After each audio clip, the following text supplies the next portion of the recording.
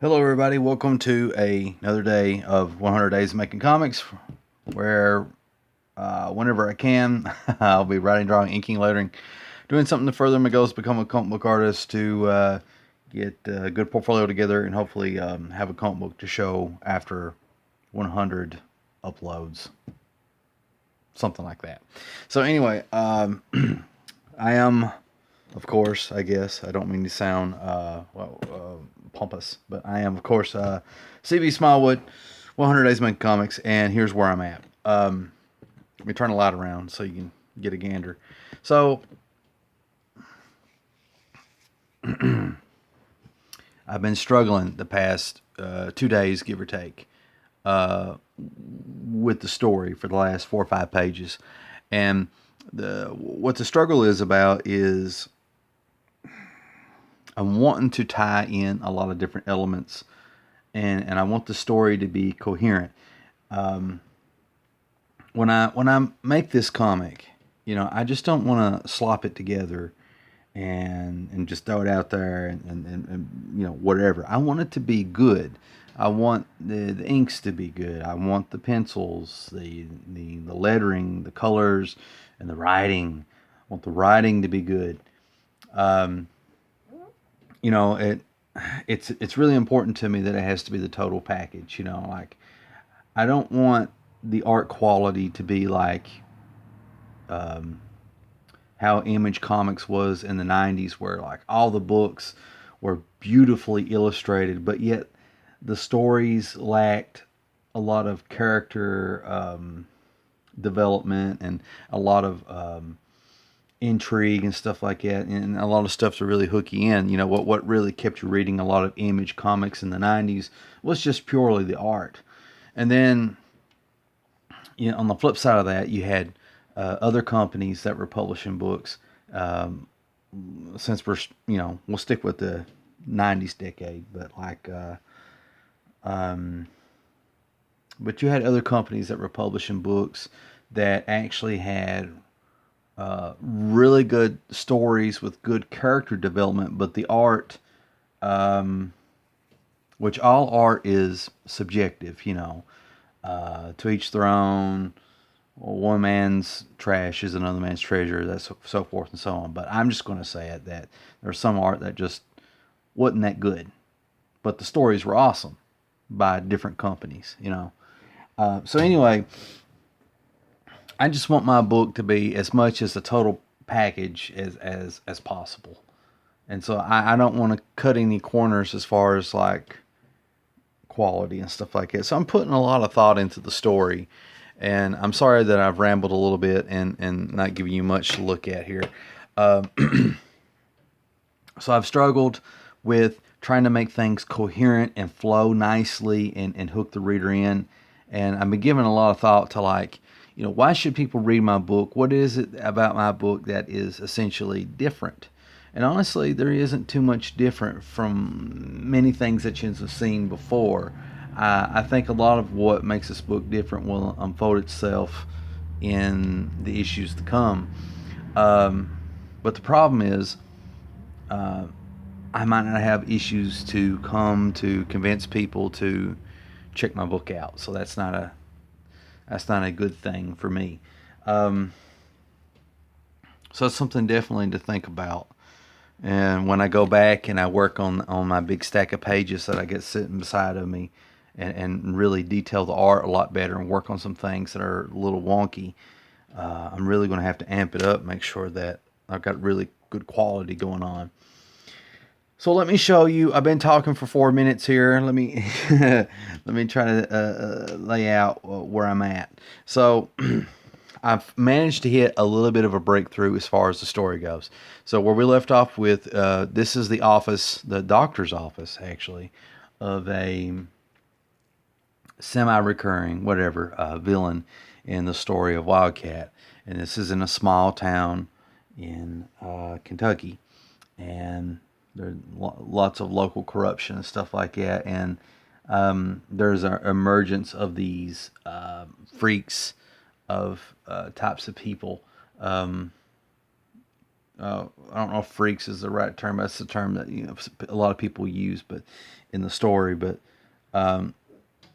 anyway, these superpowered beings or people that's different and odd and all this other stuff, and it's becoming a worldwide phenomenon, and it's starting to hit this town, the small town in Kentucky. But anyway, that's not really the premise of their conversation. It's like this guy's like, hey, this thing in the cemetery attacked us and all this other stuff. I didn't get what you sent me to get. And this guy's like, well, that's interesting, You think it's another one of those freaks, blah, blah, blah, blah. And he's smoking a cigarette. They're talking some more. And it's like, my men are dead, blah, blah, blah, blah, blah. Blah, blah, blah, men are dead, blah, blah, blah. And over here, he's puffing his cigarette, maybe a good color effect showing the embers burning. Maybe it's some type of neat contrast with the Frank Miller Sin City type of noir looking blacks and lights and shadows and stuff, if I can actually pull that off. He turns on a light, his desk lamp or whatever, and you see half his face illuminated. Not the best way to introduce a new character, but doing what I can, I guess. So then he says something that's sort of witty or something that is foreshadowing something to come. So there's going to be a little bit of foreshadowing here, not just with his appearance, but with what he says. Okay, so let's take a look at the next page.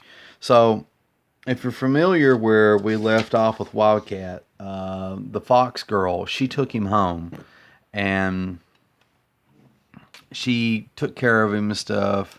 Her and her buddy wake up and they take a look at Wildcat. He's in the bed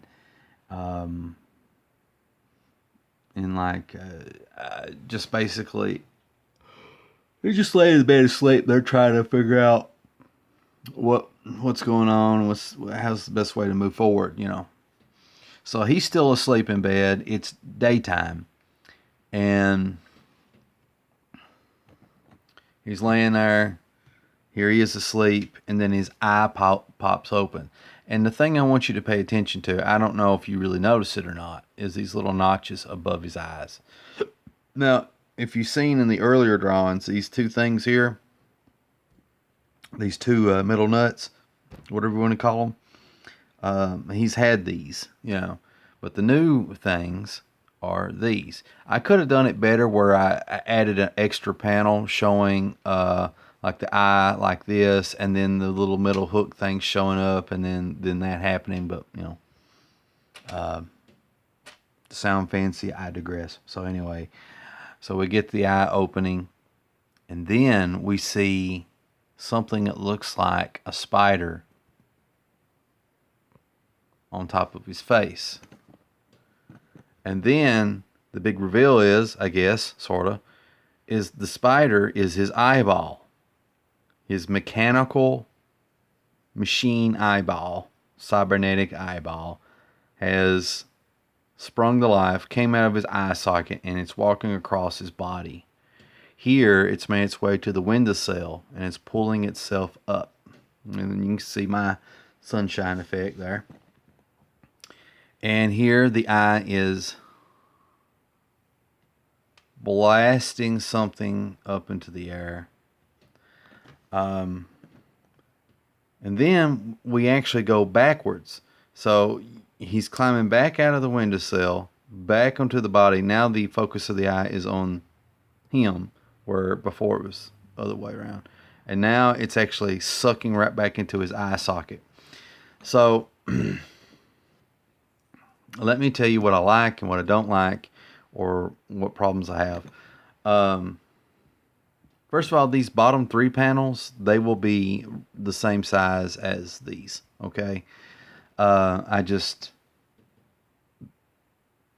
They were last minute additions, so I had to make do. So anyway, in total, we're looking at 1, 2, 3, 4, 5, 6, 7, 8, 9, 10.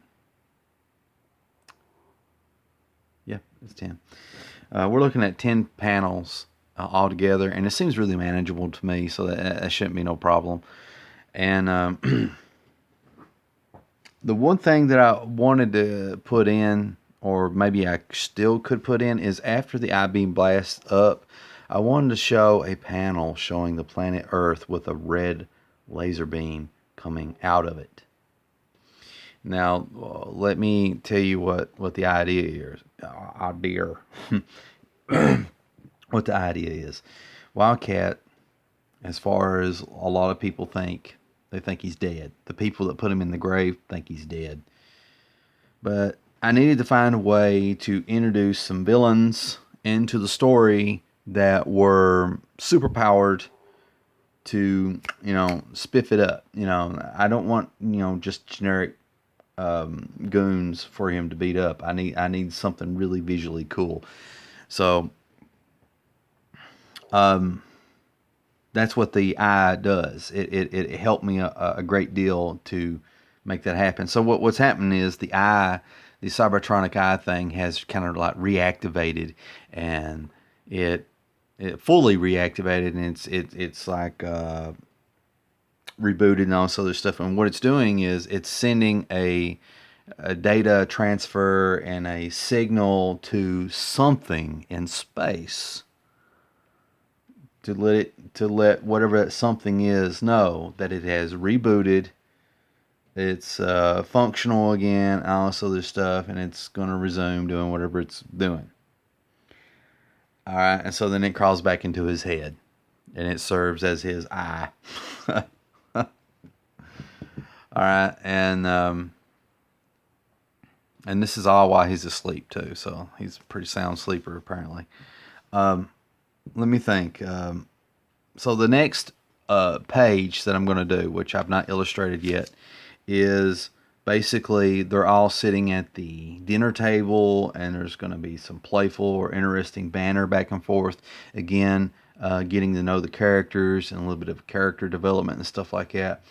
And then I think the way that I'm going to wrap the story up is on, I don't know if a cliffhanger is the right word to use, but I'm just going to say it anyway, cliffhanger, where there's like an explosion and some rubble, and basically some goons from space or something, whatever, has come down and is getting ready to cause a lot of trouble for that family and for Wildcat and stuff like that. That's the working idea. I can't say for sure that the next page will be a kitchen scene where they're all eating and Wildcat's awake and stuff like that. And so we're actually getting to see more of a humanized side of Wildcat. But I want the eye to be a catalyst for things to come. Now, also, this serves that same purpose. So, these two things actually unite a world, the world of Wildcat, where the small town bigwig crook of the world of the Fox and the world of the crazy, over the top, psychotic stuff that is Wildcat come together and merge in a cool way. I guess the only other update that I got for you all is been working on character sketches. I didn't really focus too much on quality. I just wanted to kind of let my hand do what it does and let my mind drift where it drifts and all this other stuff. So what this is it's a kind of like a villain of Wildcats called the Smasher, who's a truck driver. And so I'm playing around with that and all this other stuff. And I got a little bit of dialogue in my head, like not so much with that, but I wanted to give him a mullet. I like the idea of the mullet. And all this is really tentative, so it's subject to change. But here, I love this expression on his face, and I may end up replicating this in some future issue or something if I go with this look. The dialogue that I have in mind is, how much cocaine are we talking about? I don't know. just something about that. It tickles me on the inside, you know. He's just eager to do whatever this deal is, depending on how much drugs are involved. Whatever. But anyway, absurdity, just absurd stuff.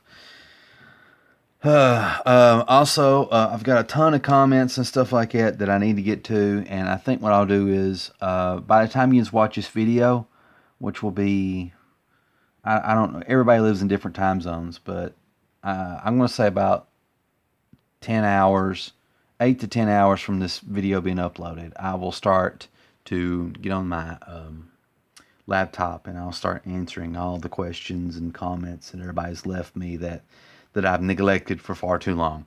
So I'm going to try to get that out of the way, and from 8 to 10 hours from now.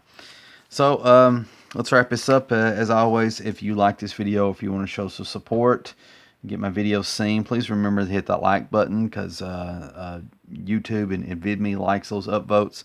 Also, if you're new to this channel and you want to be kept up to date to all my latest shenanigans, please remember to subscribe and follow to keep up to date with all that stuff. As always, I appreciate all the love and support, and I will catch you in the next episode.